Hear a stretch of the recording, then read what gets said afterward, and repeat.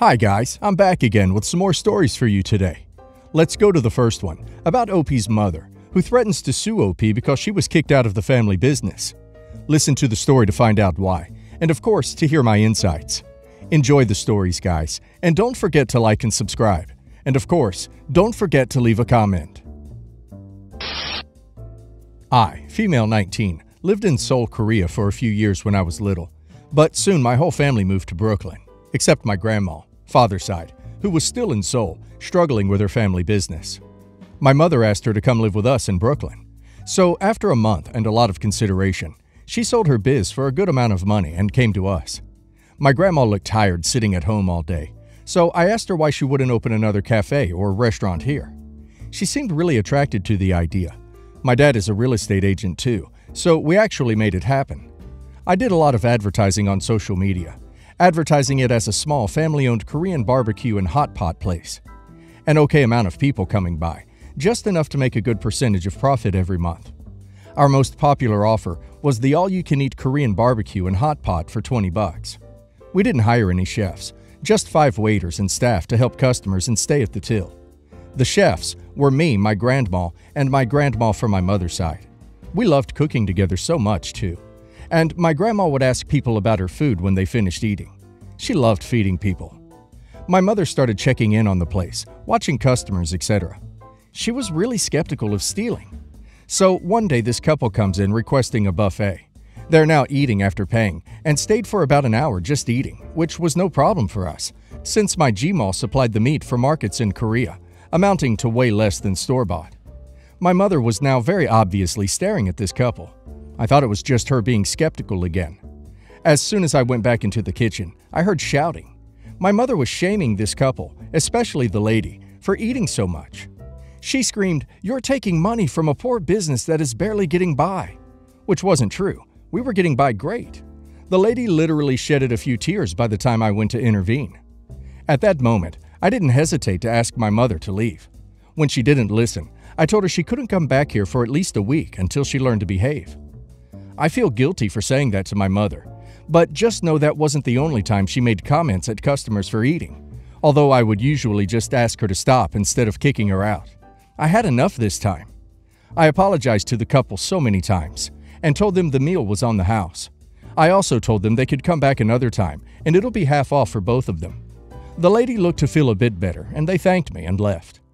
My mother hasn't spoken to me and is trying to convince my grandma to stop paying me. I'm going to uni next year. I'm on a gap year right now, and I'm only being paid $4 an hour. I don't understand where she's coming from, but I can't help but feel guilty. Am I the a-hole? Update. My mother walked in a few minutes ago. We had a short argument. She threatened to sue our own business for denying her entry. I don't even know how that would work, but I'm so upset at her. But I can tell she's very upset too, that I just made her leave again when she said that. OP's mom is going to destroy the family business the way she acts. She has to stay away from the restaurant at all costs. With a small business like theirs, one bad review can be fatal. I think OP should try to talk to her mother and explain that she's putting the whole family at risk by acting like this. And now let's hear the community's opinion. Dragonfly OK9277 says, "Not the a-hole. Your mom was way out of line. It's a good thing you were in. As someone who has a very disturbed relationship with food and is working on this, it would do so much damage to my progress if a stranger would shout to me about eating too much." C. Majiskula says, "Not the a-hole. If that couple or any witnesses decided to leave some negative reviews, your business is in trouble. No way should your mother be allowed in the restaurant." And Tara Bang Smoose says, "Not the a-hole. This behavior by her is kind of unhinged. I would want to know why she does that if it were me. If she was exceptionally poor back in Korea, that might explain it. However, explain to your mom that her behavior is a great way to go viral on social media for all the wrong reasons. It could sink the business." Recently, my 25 female, brother, 40 male, announced to my family that he is divorcing my sister-in-law, 40 female. He told my family that it was a mutual decision based on their general relationship dysfunction and conflict over different parenting styles. After hearing my brother's side of the story, I agreed that the divorce would be beneficial for everyone. However, after a few weeks, some red flags started to raise. My brother was frequently complaining about my sister-in-law, complaining that she controls my nephew, 9 male, and manipulates my nephew into feeling bad. My brother also said that he did not want to involve lawyers in the divorce to avoid making things ugly. To me, all of this made me feel like he had something to hide. Sure enough, I was right. My brother confessed to my family that he has feelings for a coworker. My parents told him that being honest was the right thing to do, and that they just want him to be happy. I felt that the sudden honesty toward everyone was strange, and I figured that he must have gotten caught. Finally, I reached out to my sister-in-law. My sister-in-law caught him cheating by looking through his phone. At this point, I expressed to my parents that I think that my brother's negative comments about my sister-in-law are a smear campaign to isolate her and manipulate my family. However, my parents continue to side with my brother and support his choices. They're also upset that my sister-in-law contacted the woman's husband. My parents called it a classless decision, though I personally think that she had every right to do so. My contact with my sister-in-law upset my parents, and they claim that I'm being manipulated by her. This has led to several fights leading up to our family vacation, where my now fiancé planned to propose to me. Since I knew that the proposal was coming, I asked my parents to not make any negative comments about my sister-in-law and keep the drama to a minimum during the vacation. They were upset, but eventually agreed. On family vacation, my brother spent the entire trip glued to his phone, both texting and FaceTiming his coworker. My now fiancé and I spent the majority of our vacation caring for and entertaining my nephew. Despite this, the proposal was amazing, and watching my partner step in and bond with my nephew all week made me even more enthusiastic to marry him. Despite all this, my parents still side with my brother and are angry with me for supporting someone I'm not biologically related to over my own family. They told me that they hope I will be kinder to my future children, and that I should be supporting him because he is family. They also told me that his actions do not affect me and that I should mind my own business. Am I the a-hole for supporting my sister-in-law rather than my brother? Should I be supporting his new relationship? Is it even my business at all? Well, in my opinion, everyone has a right to support whoever they want. OP prefers to stand by her sister-in-law's side in this, while OP's parents choose their son's side. It's their right. I don't support OP's brother's behavior, but I don't think OP's parents should be telling her who to support. And same as OP should not be telling her parents. OP has every right to judge her brother. Jeepers Creepers 74 says, "Not the a-hole. Wow, your parents are so classy. May I make a suggestion for the seating chart at your wedding? Table 1 is mom and dad, brother, coworker as is +1. The biggest gossip in your mom's social circle, and also the most religious people they know. Table 2 is for sister-in-law, nephew, and the 5 most attractive and/or wealthy single guys you know." Outside Medicine 1 says, "Not the a-hole. Sounds a lot like my divorce as a result of my spouse's infidelity with a coworker. They both led a smear campaign against me to his family, and as such, I've been completely cut off from my in-laws of 17 years. Keep supporting your sister-in-law. It will make a big difference in your nephew's life." Montana Wild Wyman says, "Not the a-hole. It is natural for the immediate family, especially parents, to support their screw-up, son in this case. I've worked in law enforcement before, and in spite of the horrible crimes, the majority of them still had family supporting them. It seems innate. You're a rare person who doesn't buy into the crud. You're not the a-hole. The family needs to get over the fact that he messed it up." My father is a deadbeat who I was pretty sure cheated on my mom, but I had no proof of it at the time. He's not involved in my life whatsoever. Never has time for me, or even my mother, mostly because of his work.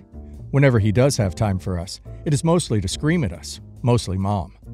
My mom was very devastated by the situation. She told me that he never used to be like this, that he used to be a very caring and affectionate man, but later turned into a complete a-hole. Note, she only told me this after I pressured her while they were getting a divorce. She never badmouths my father or anything. I caught my mom cheating on my father when I was 12. I know I was supposed to be angry at her, but the thing was, I understood. As I said, me and my mother are mostly trophies to my father. He never cares about us or anything, and I try to be there for my mother, just as she is for me. But at the end of the day, I'm only her son, not her partner. I asked her why she didn't divorce him long ago. Now, my mother grew up in an orphanage. She always envied the stability of having a family that all of her friends had, and she wanted life to be as comfortable as possible for me. She did reunite with her bio family when she turned 18, but that did not change how horrible her childhood was growing up. She told me that she has tried to fix the marriage, but to no avail, and that she was planning to divorce my father once I left for college. I asked her to divorce him as soon as possible. I'm actually very good friends with my soon-to-be stepdad, who is the affair partner. He is a swell guy and makes my mother very happy. I don't think that he will ever be a father figure in my life, but he and I do get along very well. My father tried to fight for custody, mostly to keep his image in society among all his friends and family.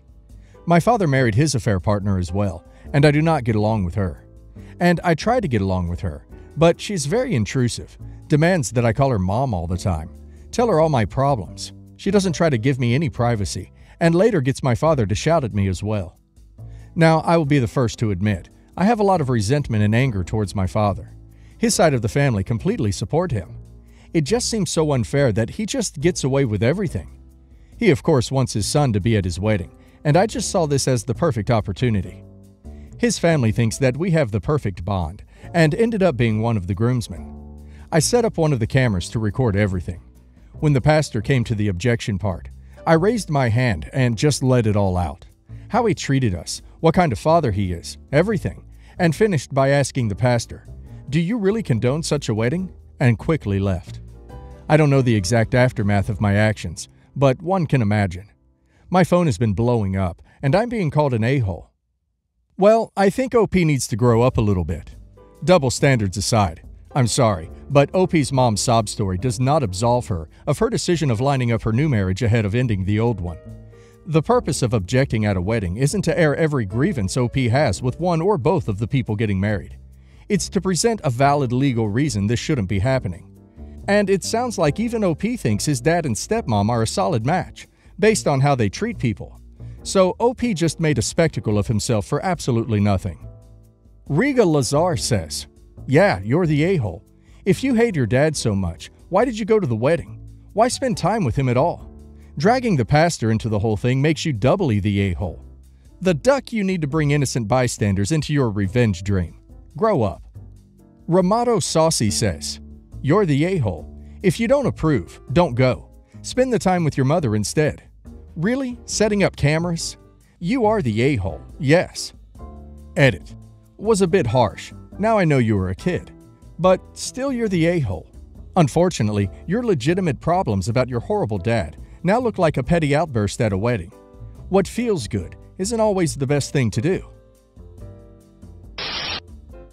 I'm going to come off as a hostile bee because I literally hate my sister-in-law's husband with every bone in my body. Apologies in advance.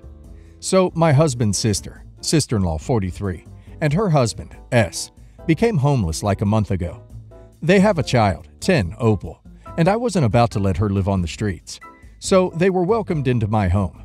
Sister-in-law works full-time. S is a couch potato. I set very clear stipulations on them being here. S was to get off his butt and partake in house chores since he refuses to be employed. Sister-in-law was to purchase their own food and cover their portion of living expenses. Sister-in-law has done her share. S complains about having to do a woman's job, i.e., "Ain't it a damn woman's job to load up these dishes in the wash?" Please read in a duck your sister hillbilly accent. I told my husband to deal with S because, again, I can't stand this excuse of a man. He has spoken to S on several occasions. S will oblige to house chores as instructed for the duration of maybe 2 days before he goes back to being a couch potato. Tip of the iceberg, while petty, was over a chair. I was outside grilling because apparently that's a woman's job as well. My husband and sister-in-law were both working. I wanted to sit down because I'm heavily pregnant and grabbed the nearest chair to me, which happened to be owned by S. Roughly 15 minutes later, I get a text from sister-in-law saying, "Can you please put S's chair up? He doesn't want anyone using it." I ignore the text and continue grilling and using S's chair because it's all that's out there at that given time.